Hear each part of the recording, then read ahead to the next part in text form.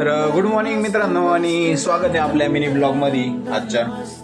तर आजचा मोठा विषय काय माहिती आहे का, आमचा जवळपास पगार यायचा सीन झाला आहे. माझ्या मित्राचा पगार आला आहे, माझा जवळपास एक दोन दिवसात येऊनच जाईन. आणि आम्ही दोघं बसलो होतो आज खर्च काढायसाठी की किती खर्च होतोय आपल्या डाएटवरती, ग्रोसरीवरती, रूम भाडं वगैरे नाही का, असा पूर्ण बजेट काढत होतो. आणि आजच आम्हाला कळालं की आमचा पगार पुरा मायनसमध्ये गेला आहे. आमचे सगळं डाएट वगैरेचाच खर्च जवळपास 5,000 रुपये झाला आहे.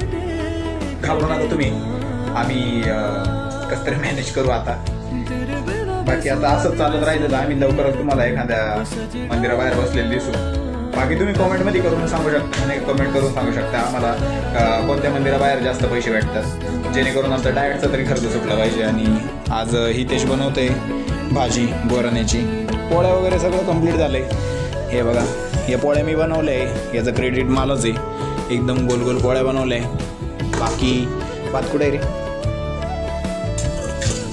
हा भात आहे एकदम सफेद.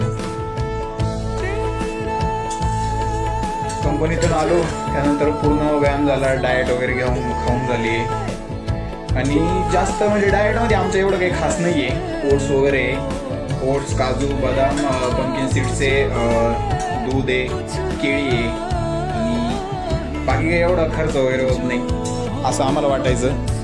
पण आजचा हा बजेट एकंदरीत बघून आम्ही अचंबित झालो आहे आणि फुल राडा झाला आहे. आता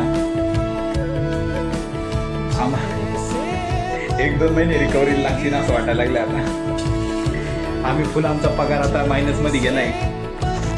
माणूस फुल डिप्रेशनमध्ये. चेअर दाखव रे भाई. दिस इज हितेश अँड मी. आमचा मिनी ब्लॉग इथंच आम्ही संपवतो.